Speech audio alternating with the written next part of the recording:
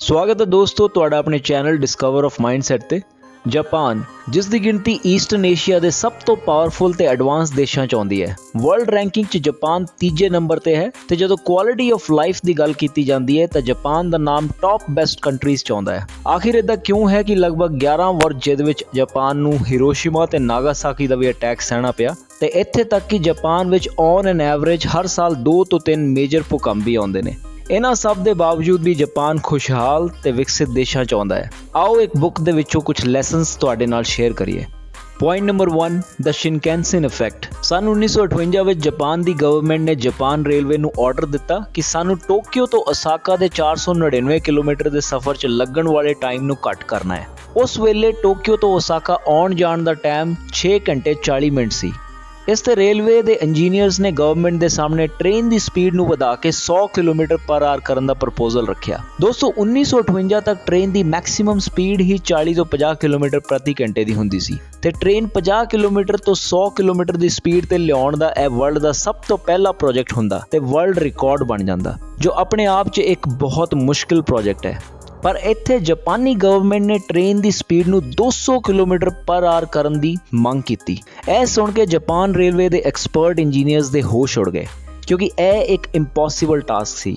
ਜੇ ਟ੍ਰੇਨ ਦੀ ਸਪੀਡ ਨੂੰ 10 ਜਾਂ 20 ਕਿਲੋਮੀਟਰ ਪਰ ਆਰ ਵਧਾਉਣਾ ਹੋਵੇ ਤਾਂ ਉਹਦੇ ਵਿੱਚ ਇੰਜਨ ਦੀ ਹਾਰਸ ਪਾਵਰ ਨੂੰ ਵਧਾ ਕੇ ਸਪੀਡ ਨੂੰ ਵਧਾਇਆ ਜਾ ਸਕਦਾ ਹੈ, ਪਰ ਜੇ ਸਪੀਡ ਨੂੰ 2 ਗੁਣਾ ਜਾਂ 3 ਗੁਣਾ ਕਰਨਾ ਹੋਵੇ ਤਾਂ ਇਹਦੇ ਲਈ ਇੱਕ ਇੰਜੀਨੀਅਰ ਨੂੰ ਬਿਲਕੁਲ ਡਿਫਰੈਂਟ ਤੇ ਨਵੇਂ ਤਰੀਕੇ ਨਾਲ ਸੋਚਣਾ ਪਏਗਾ। ਇਸ ਲਈ ਇਹ ਪ੍ਰੋਜੈਕਟ ਨਾਮੁਮਕਿਨ ਜਿਹਾ ਸੀ। ਪਰ ਕੁਝ ਮਹੀਨਿਆਂ ਬਾਅਦ ਹਿਡੇਯੋਸ਼ੀਮਾ ਨਾਮ ਦੇ ਇੱਕ ਜਾਪਾਨੀ ਇੰਜੀਨੀਅਰ ਸਰਕਾਰ ਕੋਲ ਗਏ ਤਾਂ ਇਸ ਪ੍ਰੋਜੈਕਟ ਨੂੰ ਪੂਰਾ ਕਰਨ ਦਾ ਦਾਅਵਾ ਕੀਤਾ। ਉਹਨਾਂ ਨੇ ਕਿਹਾ ਸਾਨੂੰ ਟ੍ਰੇਨ ਦੀ ਇਸ ਟੌਪ ਸਪੀਡ ਨੂੰ ਹਾਸਿਲ ਕਰਨ ਲਈ ਨਵੇਂ ਸਿਰੇ ਤੋਂ ਕੰਮ ਕਰਨਾ ਪਊਗਾ, ਜਿਵੇਂ ਸਾਨੂੰ ਟ੍ਰੇਨ ਦੀ ਸ਼ੇਪ, ਹਾਈਟ ਤੇ ਵਿਡਥ ਨੂੰ ਬਦਲਣਾ ਪਏਗਾ। ਟਨਲਸ ਤੇ ਨਵੇਂ ਟਰੈਕਸ ਬਣਾਉਣ ਨੂੰ ਬਹੁਤ ਸਾਰਾ ਪੈਸਾ ਖਰਚ ਕਰਨਾ ਪਏਗਾ ਤੇ ਟ੍ਰੇਨ ਨੂੰ ਅੰਦਰੋਂ ਤੇ ਬਾਹਰੋਂ ਪੂਰੀ ਤਰ੍ਹਾਂ ਰੀਡਿਜ਼ਾਈਨ ਕਰਨਾ ਪਊਗਾ। ਜਿਸ ਤੋਂ ਬਾਅਦ ਜਾਪਾਨੀ ਗਵਰਨਮੈਂਟ ਨੇ ਇਸ ਸੁਝਾਅ ਨੂੰ ਐਕਸੈਪਟ ਕੀਤਾ ਅਤੇ ਇਸ ਤੇ ਕੰਮ ਸ਼ੁਰੂ ਹੋ ਗਿਆ ਤੇ 1964 ਦੇ ਵਿੱਚ ਇਹ ਨਾਮੁਮਕਿਨ ਪ੍ਰੋਜੈਕਟ ਪੂਰਾ ਹੋਇਆ ਤੇ ਜਿਸ ਨੂੰ ਅੱਜ ਅਸੀਂ ਬੁਲਟ ਟ੍ਰੇਨ ਦੇ ਨਾਮ ਨਾਲ ਜਾਣਦੇ ਹਾਂ। ਇਸ ਪ੍ਰੋਜੈਕਟ ਦੇ ਪੂਰਾ ਹੋਣ ਤੋਂ ਬਾਅਦ 6 ਘੰਟੇ 40 ਮਿੰਟ ਦਾ ਸਫ਼ਰ 3 ਘੰਟੇ 10 ਮਿੰਟ ਰਹਿ ਗਿਆ। ਇੱਥੇ ਜੋ ਸ਼ਿਨਕੈਂਸਨ ਵਰਡ ਦਾ ਯੂਜ਼ ਹੋਇਆ ਹੈ ਉਹਦਾ ਜਾਪਾਨੀ ਭਾਸ਼ਾ 'ਚ ਮਤਲਬ ਹੈ ਨਿਊ ਟਰੰਕ ਲਾਈਨ।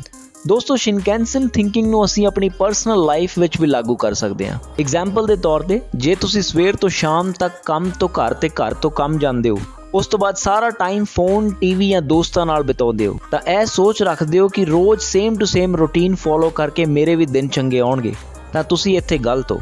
ਲੇਖਕ ਦੱਸਦੇ ਨੇ ਕਿ ਜੇ ਸਾਡੀ ਕੋਈ ਵੀ ਇੱਛਾ ਹੈ ਜੋ ਕਿ ਆਰਾਮ ਨਾਲ ਪੂਰੀ ਹੋ ਸਕਦੀ ਹੈ ਤਾਂ ਉਹ ਕੋਈ ਬੁਲਟ ਟ੍ਰੇਨ ਥਿੰਕਿੰਗ ਨਹੀਂ ਹੋਏਗੀ। ਸਾਨੂੰ ਆਪਣੀ ਲਾਈਫ ਤੋਂ ਅਸਾਧਾਰਨ ਰਿਜ਼ਲਟ ਸਾਧਾਰਨ ਕੰਮਾਂ ਨੂੰ ਕਰਕੇ ਨਹੀਂ ਮਿਲਣਗੇ। ਇਸ ਲਈ ਸਾਨੂੰ ਆਊਟ ਆਫ ਦ ਬਾਕਸ ਤੇ ਡਿਫਰੈਂਟ ਤਰੀਕੇ ਨਾਲ ਸੋਚਣਾ ਪਏਗਾ। ਪੁਆਇੰਟ ਨੰਬਰ 2 ਗੈਨਬੈਰੀ ਮੈਸੂ। ਇੱਕ ਜੈਪਨੀਜ਼ ਕਹਾਵਤ ਹੈ ਕਿ if you want to heat a rock sit on it for 100 years। ਮਤਲਬ ਕਿਸੇ ਵੀ ਕੰਮ ਨੂੰ ਪੂਰਾ ਕਰਨ ਲਈ ਸਾਨੂੰ ਲਗਨ ਤੇ ਸਬਰ ਦੀ ਬਹੁਤ ਲੋੜ ਪੈਂਦੀ ਹੈ। ਗੈਨਬੈਰੀ ਮੈਸੂ ਨੂੰ ਜੇ ਅਸੀਂ ਸਰਲ ਸ਼ਬਦਾਂ 'ਚ ਸਮਝੀਏ ਤਾਂ ਜੈਪਨੀਜ਼ ਕਹਿੰਦੇ ਨੇ ਕਿ ਮੈਂ ਕੋਈ ਵੀ ਕੰਮ ਕਰਨ ਲਈ ਆਪਣੀ ਜਿੱਦ ਨੂੰ ਉਦੋਂ ਤੱਕ ਰੱਖਾਂਗਾ ਜਦ ਤੱਕ ਉਹ ਪੂਰਾ ਨਹੀਂ ਹੋ ਜਾਂਦਾ ਅਤੇ ਮੈਨੂੰ ਇਸ ਦਾ ਸਬਰ ਵੀ ਹੈ। ਜੈਪਨੀਜ਼ ਇੱਥੇ 10,000 ਆਰ ਰੂਲ ਦੇ ਬਾਰੇ ਦੱਸਦੇ ਨੇ। ਉਹ ਕਹਿੰਦੇ ਨੇ ਕਿ ਕਿਸੇ ਵੀ ਚੀਜ਼ ਨੂੰ ਸਿੱਖਣ ਲਈ ਜੇ ਅਸੀਂ 1 ਘੰਟਾ ਦਈਏ ਤਾਂ ਸਾਨੂੰ ਉਸ ਦੀ ਨਾਰਮਲ ਜਾਣਕਾਰੀ ਮਿਲ ਜਾਏਗੀ।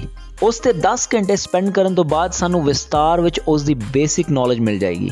100 ਆਵਰ ਸਪੈਂਡ ਕਰਨ ਤੋਂ ਬਾਅਦ ਅਸੀਂ ਇੰਟਰਮੀਡੀਏਟ ਲੈਵਲ ਤੇ ਪਹੁੰਚ ਜਾਵਾਂਗੇ। 1000 ਆਵਰ ਸਪੈਂਡ ਕਰਨ ਤੇ ਅਸੀਂ ਉਸ ਚੀਜ਼ ਦੇ ਸਪੈਸ਼ਲਿਸਟ ਬਣ ਜਾਵਾਂਗੇ।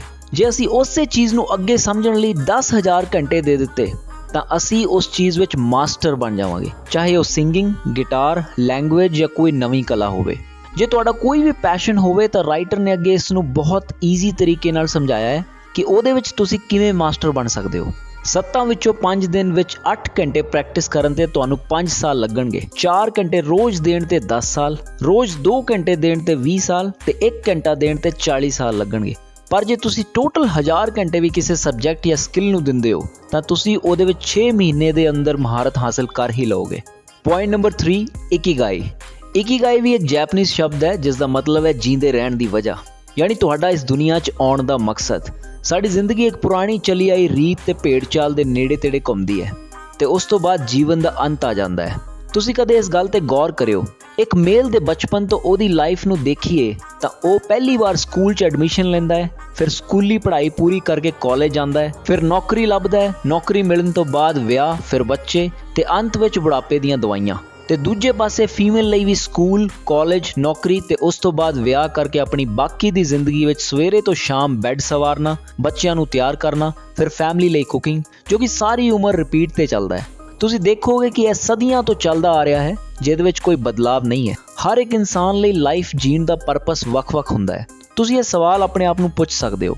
ਗੱਲ ਕਰਦੇ ਹਾਂ ਇਕੀਗਾਈ ਯਾਨੀ ਆਪਣੇ ਜੀਣ ਦੀ ਵਜ੍ਹਾ ਨੂੰ ਕਿੱਦਾਂ ਲੱਭਿਆ ਜਾਏ, ਕਿਉਂਕਿ ਹਰ ਇਨਸਾਨ ਦਾ ਇਕੀਗਾਈ ਜ਼ਰੂਰ ਹੁੰਦਾ ਹੈ। ਆਓ ਇਸ ਨੂੰ ਇੱਕ ਡਾਇਗਰਾਮ ਨਾਲ ਸਮਝਦੇ ਹਾਂ। ਇਸ ਡਾਇਗਰਾਮ ਦੇ 4 ਸਰਕਲ ਯਾਨੀ ਗੋਲੇ ਨੇ, ਜਿਨ੍ਹਾਂ ਵਿੱਚ 4 ਸਵਾਲ ਨੇ। ਪਹਿਲਾ ਸਵਾਲ, ਵਾਟ ਯੂ ਲਵ। ਸੋਚੋ ਐਸਾ ਕਿਹੜਾ ਕੰਮ ਹੈ ਜੋ ਤੁਹਾਨੂੰ ਬਹੁਤ ਪਸੰਦ ਹੈ, ਤੁਸੀਂ ਉਹਨੂੰ ਕਰਕੇ ਕਦੇ ਥੱਕੋਗੇ ਨਹੀਂ ਤੇ ਜਿਸ ਨੂੰ ਤੁਸੀਂ ਇੰਜੋਏ ਕਰਦੇ ਹੋ, ਜਿਵੇਂ gym, running, painting, singing, travelling etcetera. ਦੂਜਾ ਸਵਾਲ, what you are good at, ਯਾਨੀ ਤੁਸੀਂ ਕਿਹਦੇ 'ਚ ਜ਼ਿਆਦਾ ਵਧੀਆ ਹੋ, ਤੁਹਾਡਾ ਹੱਥ ਕਿਹਦੇ 'ਚ ਸਾਫ਼ ਹੈ ਜਾਂ ਉਸ ਕੰਮ ਦੇ ਤੁਸੀਂ ਐਕਸਪਰਟ ਹੋ। ਤੀਜਾ ਸਵਾਲ, ਵਾਟ ਦ ਵਰਲਡ ਨੀਡਸ, ਮਤਲਬ ਦੁਨੀਆ ਨੂੰ ਅੱਜ ਦੇ ਟਾਈਮ 'ਚ ਕਿਸ ਚੀਜ਼ ਦੀ ਜ਼ਿਆਦਾ ਲੋੜ ਹੈ, ਅੱਗੇ ਕੀ ਡਿਮਾਂਡ ਹੈ। ਚੌਥਾ ਸਵਾਲ, what you can be paid for, ਇਹਦੇ ਵਿੱਚ ਉਹ ਚੀਜ਼ਾਂ ਆਉਂਦੀਆਂ ਨੇ ਜਿਹਨੂੰ ਕਰਕੇ ਤੁਸੀਂ ਪੈਸੇ ਕਮਾਉਂਦੇ ਹੋ ਜਾਂ ਤੁਹਾਨੂੰ ਲੱਗਦਾ ਹੈ ਕਿ ਇਸ ਕੰਮ 'ਚ ਪੈਸੇ ਨੇ। ਪਹਿਲੇ ਤੇ ਤੀਜੇ ਕੁਐਸਚਨਸ ਦੇ ਸਰਕਲ ਵਿੱਚ ਯਾਨੀ ਵਾਟ ਯੂ ਲਵ ਤੇ ਵਾਟ ਦ ਵਰਲਡ ਨੀਡਸ ਦੇ ਵਿੱਚ ਜੋ ਕੰਮ ਆਉਣਗੇ ਉਹ ਤੁਹਾਡੀ ਲਾਈਫ ਦਾ ਮਿਸ਼ਨ ਹੋਏਗਾ। ਤੀਜੇ ਤੇ ਚੌਥੇ ਖਾਨੇ ਦੇ ਵਿੱਚ ਆਉਣ ਵਾਲੇ ਕੰਮਾਂ ਨੂੰ ਕਹਿੰਦੇ ਨੇ ਵੋਕੇਸ਼ਨ। ਇਹ ਕੰਮ ਉਹ ਨੇ ਕਿ ਜਿਹਦੀ ਦੁਨੀਆ ਨੂੰ ਜ਼ਰੂਰਤ ਵੀ ਹੈ ਤੇ ਉਹਦਾ ਪੈਸਾ ਵੀ ਮਿਲੇਗਾ। ਦੂਜੇ ਤੇ ਚੌਥੇ ਖਾਨੇ ਦੇ ਮਿਲਾਪ ਵਾਲੀ ਜਗ੍ਹਾ 'ਚ ਜੋ ਕੰਮ ਆਉਂਦੇ ਨੇ ਉਹ ਨੇ ਪ੍ਰੋਫੈਸ਼ਨ, ਮਤਲਬ ਇਹਦੇ 'ਚ ਤੁਸੀਂ ਐਕਸਪਰਟ ਵੀ ਹੋ ਤੇ ਦੁਨੀਆ ਤੁਹਾਨੂੰ ਪੈਸੇ ਦੇਣ ਨੂੰ ਵੀ ਤਿਆਰ ਹੈ। ਲਾਸਟ ਵਿੱਚ ਪਹਿਲੇ ਤੇ ਦੂਜੇ ਸਰਕਲ ਦੇ ਮਿਲਾਪ ਵਿੱਚ ਜੋ ਕੰਮ ਆਉਂਦੇ ਨੇ ਉਹ ਹੋਣਗੇ ਜਾਂ ਹੋਏਗਾ ਤੁਹਾਡਾ ਪੈਸ਼ਨ, ਜੋ ਤੁਹਾਨੂੰ ਕਰਨਾ ਬਹੁਤ ਪਸੰਦ ਵੀ ਹੈ ਤੇ ਤੁਸੀਂ ਉਹਦੇ ਐਕਸਪਰਟ ਵੀ ਹੋ। ਹੁਣ ਜਦੋਂ ਤੁਹਾਨੂੰ ਤੁਹਾਡਾ ਪੈਸ਼ਨ ਮਿਲ ਗਿਆ ਤੇ ਤੁਹਾਨੂੰ ਤੁਹਾਡਾ ਇਕੀਗਾਈ ਵੀ ਮਿਲ ਜਾਊਗਾ। ਇਸ ਵਾਸਤੇ ਤੁਹਾਨੂੰ ਆਪਣੇ ਆਪ ਨੂੰ ਸਮਝਣਾ ਪਊਗਾ, ਤੁਸੀਂ ਟਾਈਮ ਵੇਸਟ ਕਿੱਥੇ ਕਰਦੇ ਹੋ। ਖੁਦ ਨਾਲ ਤੁਹਾਨੂੰ ਇਮਾਨਦਾਰ ਰਹਿਣਾ ਪਊਗਾ। ਤੁਹਾਡੇ ਇਕੀਗਾਈ ਮਿਲਣ ਤੋਂ ਬਾਅਦ ਤੁਸੀਂ ਇੱਕ ਖੁਸ਼ਹਾਲ ਲਾਈਫ ਜੀ ਸਕਦੇ ਹੋ। Point number 4, ਸੈਨਪਾਈ। ਸੈਨਪਾਈ ਦਾ ਮਤਲਬ ਹੈ ਗੁਰੂ। ਕਿਸੇ ਵੀ ਕੰਮ 'ਚ ਐਕਸਪਰਟ ਹੋਣ ਲਈ ਇੱਕ ਗੁਰੂ ਦੀ ਹਮੇਸ਼ਾ ਲੋੜ ਪੈਂਦੀ ਹੈ। ਤੁਹਾਡਾ ਗੁਰੂ ਕੋਈ ਬੌਸ ਜਾਂ ਮੈਨੇਜਰ ਨਹੀਂ ਹੋਏਗਾ, ਉਹ ਤੁਹਾਡੇ ਮੈਂਟਰ ਦੀ ਤਰ੍ਹਾਂ ਹੋਏਗਾ ਜੋ ਤੁਹਾਨੂੰ ਸਹੀ ਦਿਸ਼ਾ ਦਿਖਾਊਗਾ। ਤੁਹਾਨੂੰ ਗੱਡੀ ਚਲਾਉਣ ਲਈ ਪ੍ਰੋਪਰ ਇੱਕ ਟ੍ਰੇਨਿੰਗ ਦੀ ਜ਼ਰੂਰਤ ਪਏਗੀ। ਉਹਦੇ ਬਾਰੇ ਪੜ੍ਹ ਕੇ ਤੁਸੀਂ ਗੱਡੀ ਚਲਾਉਣ ਦੇ ਐਕਸਪਰਟ ਨਹੀਂ ਬਣ ਸਕਦੇ ਤੇ ਟ੍ਰੇਨਿੰਗ ਵਾਸਤੇ ਇੱਕ ਮੈਂਟਰ ਦਾ ਹੋਣਾ ਲਾਜ਼ਮੀ ਹੈ। ਦੋਸਤੋ, ਇਹ ਗੱਲਾਂ ਮੈਂ ਤੁਹਾਡੇ ਨਾਲ ਸਾਂਝੀਆਂ ਕੀਤੀਆਂ ਇੱਕ ਬਹੁਤ ਹੀ ਸੋਹਣੀ ਬੁੱਕ ਜਿਸ ਦਾ ਨਾਮ ਹੈ ਇਕੀਗਾਈ। ਇਹ ਬੁੱਕ ਪੜ੍ਹਨ ਤੋਂ ਬਾਅਦ ਤੁਸੀਂ ਸਮਝੋਗੇ ਕਿ ਖੁਸ਼ ਕਿੱਦਾਂ ਰਿਹਾ ਜਾਂਦਾ ਹੈ ਤੇ ਜ਼ਿੰਦਗੀ 'ਚ ਜਿਉਣ ਦਾ ਮਕਸਦ ਕੀ ਹੈ। ਤੁਸੀਂ ਡਿਸਕ੍ਰਿਪਸ਼ਨ 'ਚ ਦਿੱਤੇ ਲਿੰਕ 'ਚ ਜਾ ਕੇ ਇਹ ਬੁੱਕ ਆਰਡਰ ਕਰ ਸਕਦੇ ਹੋ ਤੇ ਅੰਤ ਵਿੱਚ ਸਬਸਕ੍ਰਾਈਬ, ਲਾਈਕ ਤੇ ਸ਼ੇਅਰ ਕਰੋ ਇਸ ਚੈਨਲ ਨੂੰ। ਮਿਲਦੇ ਹਾਂ ਅਗਲੀ ਵੀਡੀਓ 'ਚ। ਫਿਲਹਾਲ ਤੁਹਾਨੂੰ ਸਭ ਨੂੰ ਪਿਆਰ ਭਰੀ ਸਤਿ ਸ੍ਰੀ ਅਕਾਲ।